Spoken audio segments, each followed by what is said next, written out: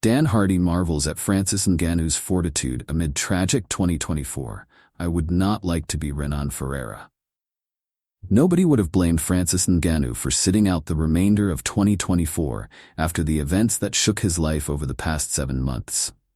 50 days after suffering a brutal knockout loss to Anthony Joshua, the former UFC heavyweight champion tragically lost his 15-month-old son, Kalb.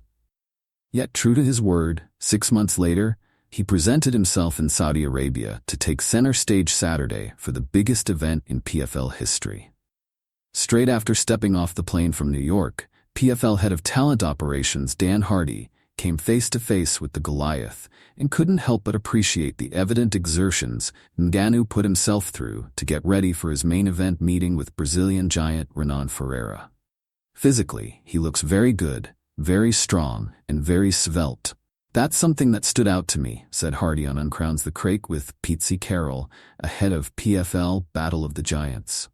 "I remember seeing him, especially for the press conferences, for the last couple of boxing matches he's had. I remember thinking to myself that he looked really big and heavy. This time around it looks like he's leaned out a little more. He looks like he's going to be faster. I think he's fully expecting a really hard test, and I think he knows he might need 25 minutes." No stranger to fighting fame, Hardy had a front-row seat for the mania that surrounded Cedric Doumbé for his 3 in PFL bouts in Paris.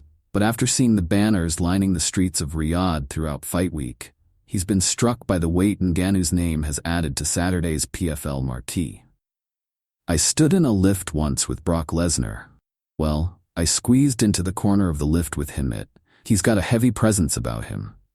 "Francis is the same," Hardy explained. "There's something quite regal about him. I don't know if that's from the marketing of the Tyson Fury fight when he was sat on the throne with the crown on him, but he seems to carry this royal energy so well.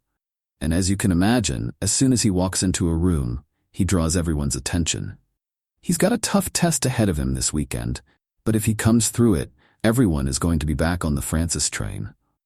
We just can't look past Renan, though, because we could see the birth of a new heavyweight superstar this weekend as well." Riding a streak of 4 brutal knockouts, there is no denying how substantial the threat of Ferreira is. However, it is Ngannou's perseverance during a time of unmeasured tragedy that struck a chord with the UK MMA legend. "I can't even begin to imagine what he's been through," Hardy said. "Getting knocked out is one thing. I've been knocked out on live TV. It wasn't quite as big an event as Francis, but a lot of people saw it.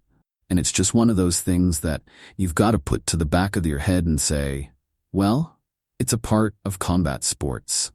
If you land enough knockout punches, eventually someone is going to catch you with one. You can put that to bed." The personal stuff, though, losing his son, I don't know if you can compartmentalize that and manage it as well as managing the pressure from the fight. That's something that would require a much stronger person than me, and I think Francis is that guy. But ultimately, I think the focus of having a competition, having a fight will help, and the fact that it's mixed martial arts, something he's familiar with. Hardy hopes Ngannou found solace in his preparation for the bout. "There's no way you could distract yourself," he said, "but not sitting around all day falling into the abyss. That's how I imagine it would feel for him. To be able to get up and go to the gym and feel like you've got a purpose, no matter what that is, I think that's healthy for him."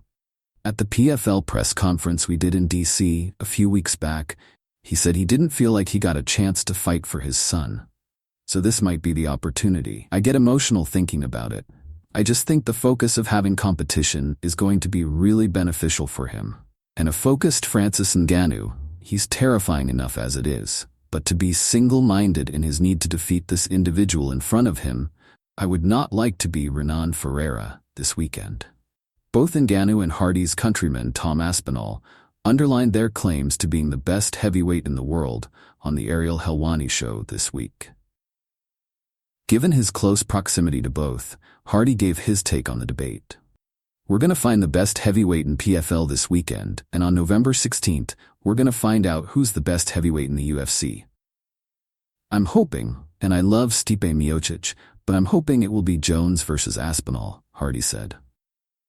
I don't think I'm going to find out who the best heavyweight in the UFC is if Jones fights Stipe Miocic.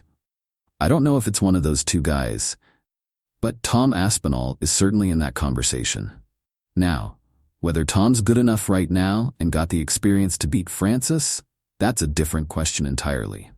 Same goes for Renan Ferreira, and I would put either of those guys in that main event in Madison Square Garden. I feel Francis and Renan have a great chance against any of those three heavyweights at Madison Square Garden. While many scoff at the notion of a cross-promotional clash, Hardy is not ready to give up on the idea of PFL and UFC aligning to truly find the world's best MMA heavyweight. Ultimately, what I want to see is Tom Aspinall with the legitimate heavyweight belt around his waist and the UFC to be open for a super fight between that heavyweight champ and our heavyweight champ, whoever that may be, Hardy said. I know that's a long shot, but Turki Al-Sheikh's making some moves in the boxing world, so he might be able to do it in mixed martial arts too.